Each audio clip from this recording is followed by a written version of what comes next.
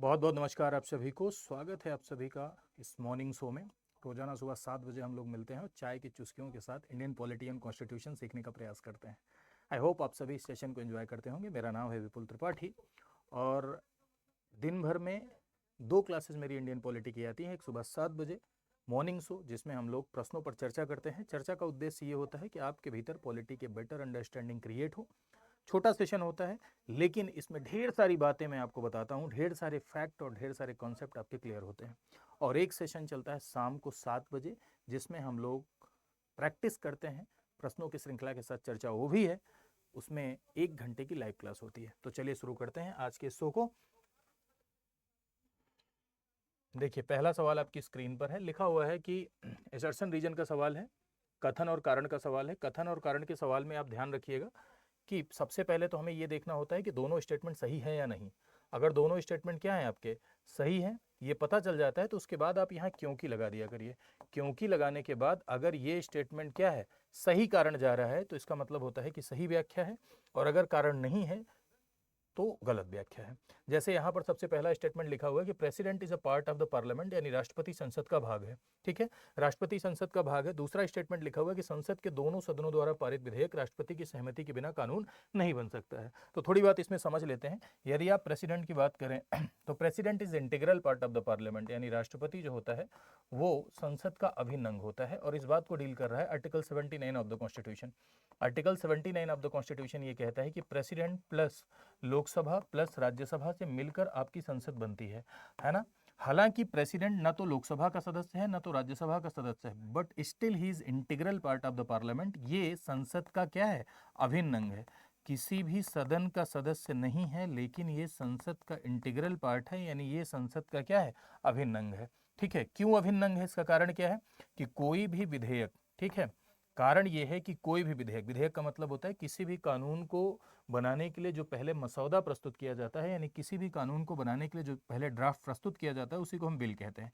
कोई भी विधेयक अगर लोकसभा और राज्यसभा से पारित हो गया, लोकसभा राज्यसभा से पारित हो गया, तो किसके पास पहुंचा, प्रेसिडेंट के पास, और प्रेसिडेंट ने उस पर क्या किया, सिग्नेचर किया, तब वो क्या बनेगा, एक्ट बन जाएगा। ठीक है, बिना राष्ट्रपति की सहमति के कोई भी विधेयक कानून का रूप नहीं लेता। फिर से सुनिएगा, बिना राष्ट्रपति की सहमति के कोई भी विधेयक कानून का रूप नहीं लेता है। ठीक है, तो बिना राष्ट्रपति की सहमति के कोई भी विधेयक कानून का रूप नहीं लेता है, इसलिए प्रेसिडेंट संसद का अभिन्न अंग है, प्रेसिडेंट संसद का इंटीग्रल पार्ट है। और ये बात आर्टिकल 79 में भी लिखी हुई है साफ साफ। तो देखो पहले स्टेटमेंट पर आते हैं।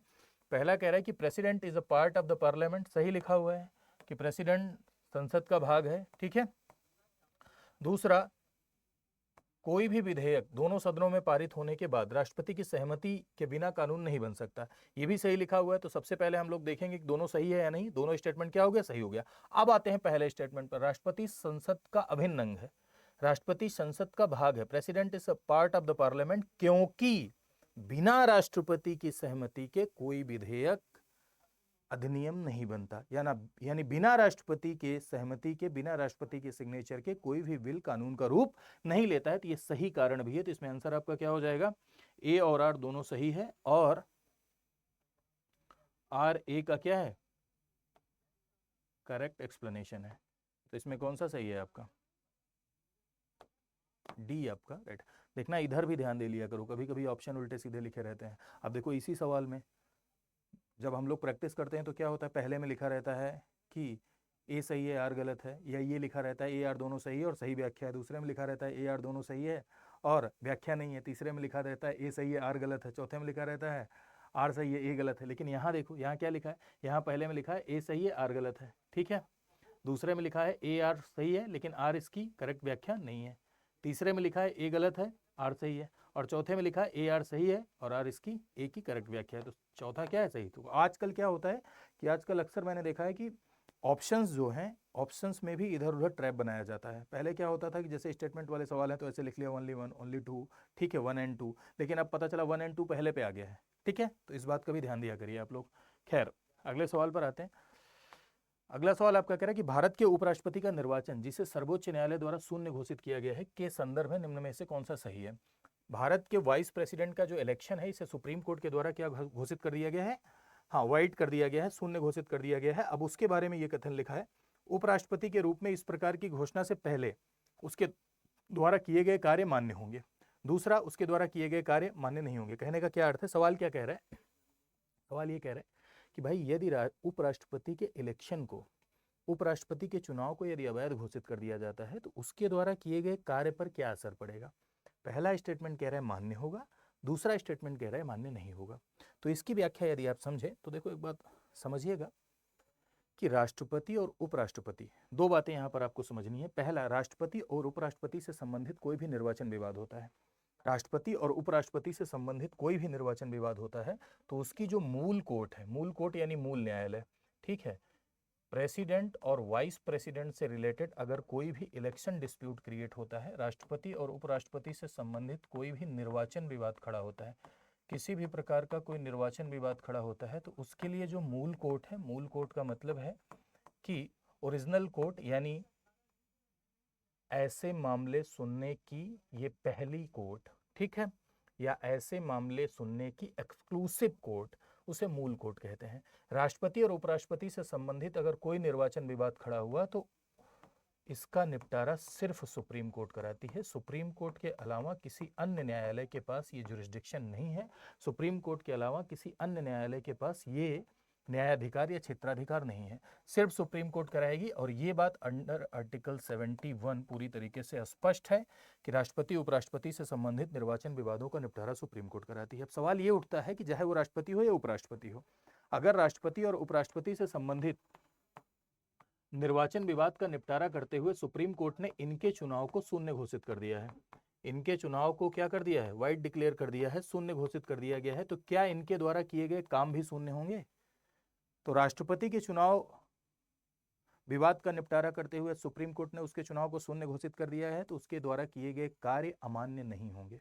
उपराष्ट्रपति के साथ भी यही है, उसके द्वारा किए गए कार्य अमान्य नहीं होंगे। तो यहां पर जो आपका ये लिखा हुआ है कि उपराष्ट्रपति के रूप में इस प्रकार की घोषणा से पहले उसके द्वारा किए गए कार्य मान्य होंगे तो बिल्कुल सही हो जाएगा। दूसरा कह रहा है मान्य नहीं होंगे तो ये क्या हो जाएगा, गलत हो जाएगा। तो इसमें आंसर क्या हो जाएगा, ओनली 1। ठीक है, आई होप आप समझ गए होंगे। तो दो बातें ध्यान रखिएगा, निर्वाचन विवाद का निपटारा सुप्रीम कोर्ट कराती है और उसके द्वारा अगर कोई भी कार्य किया गया है और बाद में उसका चुनाव इनवैलिड डिक्लेयर कर दिया जाता है तो ऐसे में उसके द्वारा किए गए कार्य अमान्य नहीं, सॉरी माफ करना, चुनाव अगर इनवैलिड हो जाता है तो किए गए कार्य अमान्य नहीं होंगे। ठीक है, चलो आगे आते हैं। एक सवाल और है, इसमें आपको बताना है, क्रोनोलॉजी सेट करनी है। निम्नलिखित घटनाओं पर विचार कीजिए और इन्हें सही क्रम में आपको लगाना है, पहले से आखिरी, यानी सबसे पहले कौन सी घटना हुई थी और सबसे आखिरी में कौन सी घटना हुई थी। तो सबसे पहले लिखा है appointment of the drafting committee. Drafting committee प्रारूप समिति, जो कि संविधान, आप जानते हैं कि संविधान सभा ने अलग अलग समितियों के माध्यम से कार्य किया। अब संविधान सभा ने अलग अलग समितियों के माध्यम से कार्य किया, समितियों ने संविधान सभा के बोझ को हल्का किया, समितियों ने संविधान सभा को यानी कॉन्स्टिट्यूएंट असेंबली को एक्सपर्टाइज प्रदान किया। संविधान सभा मीन्स एक ऐसी सभा जो कि रिप्रेजेंटेटिव हाउस है, जो कि प्रतिनिधि सभा है, जिसने संविधान बनाया।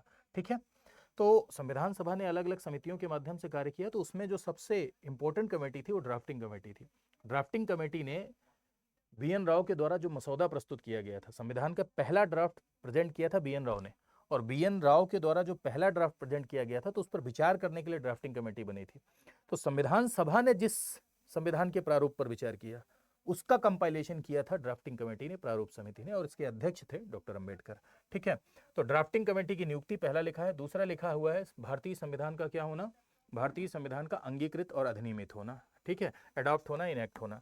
तीसरा लिखा हुआ है date of commencement of Indian constitution, भारतीय संविधान के प्रवृत्त होने की तिथि, कमेंसमेंट यानी लागू होने की तिथि, पूर्णतः लागू होने की तिथि, और कॉन्स्टिट्यूएंट असेंबली की पहली मीटिंग यानी फर्स्ट बैठक। ठीक है, तो देखो संविधान सभा जब गठन हुआ 1946 में, संविधान सभा की जो पहली बैठक होती है वो होती है आपकी 9 दिसंबर 1946 को।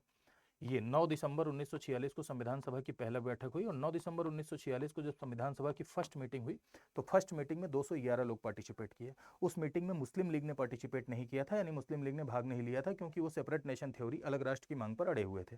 ठीक है, हालांकि अलग अलग किताबों में अलग अलग लिखा रहता है, लेकिन जो सबसे ऑथेंटिक डेटा है वो 211 है। और इसी दिन अस्थायी अध्यक्ष यानी प्रोविजनल प्रेसिडेंट, यानी जब तक अध्यक्ष नहीं बन जाता तब तक के लिए अध्यक्षता करने के लिए एक व्यक्ति अस्थायी अध्यक्ष के तौर पर नियुक्त किए गए, जिनका नाम था सच्चिदानंद सिन्हा। ठीक है, तो पहली बैठक 9 दिसंबर 1946 को हुई थी, ये इंपॉर्टेंट मीटिंग थी। लिखा हुआ है भारतीय संविधान को अंगीकृत और अधिनियमित किया। तो ये अंगीकृत और अधिनियमित हुआ संविधान 26 नवंबर 1949 को, 26 नवंबर 1949 को, और पूर्णतः लागू हुआ कब? 26 जनवरी 1950 को। अगर आपसे कहा जाएगा कि संविधान कब एडॉप्ट हुआ, अंगीकृत कब हुआ? 26 नवंबर 1949। इनैक्ट कब हुआ? 26 नवंबर 1949। एक्सेप्ट कब हुआ? ठीक है, 26 नवंबर 1900। लेकिन पूरी तरीके से लागू, डेट ऑफ कमेंसमेंट और पूर्णतः लागू होने की जो तिथि है वो 26 जनवरी 1950 है। अब आपके मन में प्रश्न बनेगा कि जब 26 जनवरी 1949 को संविधान बनके तैयार हो गया था तो उसी दिन क्यों नहीं लागू किए? कुछ बातें उसी दिन लागू हुई, लगभग 15 अनुच्छेद उसी दिन लागू कर दिए गए थे, लेकिन पूरी तरीके से संविधान उस दिन लागू नहीं किया गया, क्योंकि भाई 26 जनवरी को हम प्रत्येक वर्ष स्वाधीनता दिवस मनाते थे, है ना। पहली बार 26 जनवरी 1930 को हम स्वाधीनता दिवस मनाए थे, झंडा फहराए थे, तो उस दिन का महत्व कम न हो जाए, इसीलिए हमने संविधान लागू होने के लिए जो डेट चुनी, जो तिथि चुनी, वो है 26 जनवरी 1950। ड्राफ्टिंग कमेटी की जो गठन हुआ था वो हुआ था 29 अगस्त 1947। ठीक है, 29 अगस्त 1947। तो सबसे पहली घटना कौन सी है? 9 दिसंबर 1946 की घटना सबसे पहली घटना है। फिर उसके बाद ड्राफ्टिंग कमेटी का गठन हुआ 29 अगस्त 1947 को, ड्राफ्टिंग कमेटी का गठन हुआ। ये हो गई आपकी क्या? दूसरी घटना हो गई आपकी। तीसरी घटना 26 नवंबर 1949 को अपना संविधान क्या हो गया? बनके तैयार हो गया, अंगीकृत हुआ। ये हो गई आपकी तीसरी घटना। पूर्णतः संविधान कब लागू हुआ? 26 जनवरी 1950 को पूर्णतः संविधान क्या हो जाता है? पूर्णतः संविधान लागू हो जाता है। तो ये हो गई अपनी चौथी घटना। तो पहली घटना कौन सी हुई थी? पहली घटना ये चार आपका सबसे पहले हुआ था। ठीक है, 4 के बाद फिर ड्राफ्टिंग कमेटी, ये हो जाएगा। फिर उसके बाद संविधान का क्या होना? इनैक्ट होना। 4-1-2, फिर सबसे लास्ट में संविधान लागू होने की तिथि 4-1-2-3। ये आपका क्या हो जाएगा? आंसर हो जाएगा। आई होप आपने सेशन को एंजॉय किया होगा। ठीक है, साथ ही साथ आपके लिए एक बहुत बढ़िया अपॉर्चुनिटी है कि 28 सितंबर को आप पीसीएस के जैसा ही एग्जाम हमारे साथ जुड़ के दे सकते हैं। ठीक है, 9:30 बजे हम 3 सेंटर पर एग्जाम कंडक्ट करा रहे हैं, प्रयागराज, लखनऊ और दिल्ली।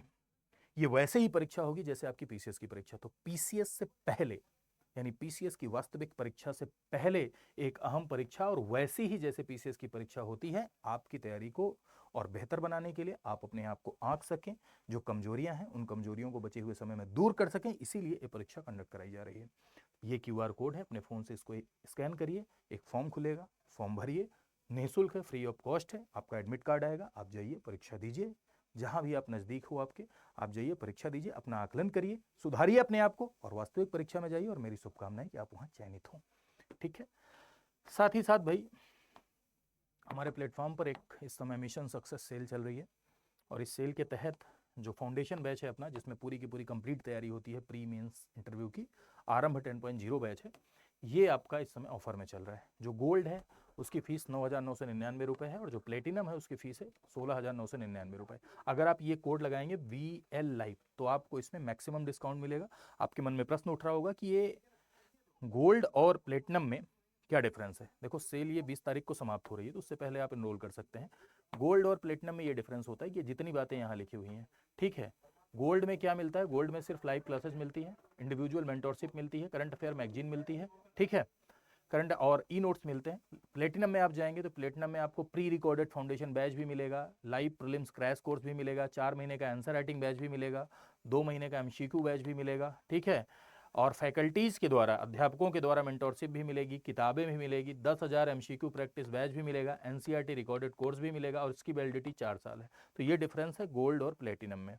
जो आपको बेहतर लगे उसमें आप एनरोल कर सकते हैं। साथ ही साथ भाई मैं रोज़ाना मंडे टू सैटरडे आपके लिए लेके आता हूँ इंडियन पॉलिटी का प्रश्नों की व्याख्या सहित चर्चा। लाइव क्लास चलती है, तो इसमें रोज़ाना आप जुड़ा करें, इससे आपकी पॉलिटी की बेहतर समझ स्थापित होगी। और हाँ, कल मेरे भाई 6 बजे मैराथन क्लास है। कल 6 बजे से मैराथन क्लास है, जिसमें चर्चा होगी लास्ट 10 ईयर के पीवाई के ऊपर, यानी 2014 से लेके 2024 के जो महत्वपूर्ण प्रश्न हैं पीसीएस में पूछे गए, उस पर व्याख्या सहित चर्चा होगी फ्राइडे को मतलब आज। ठीक है, ये चर्चा आज होगी, सेशन आज रिकॉर्ड हो रहा है, इसलिए मुंह से कल निकल रहा था। ठीक है, आज यानी फ्राइडे को, आज शाम 6 बजे जरूर जुड़े मैराथन क्लास में।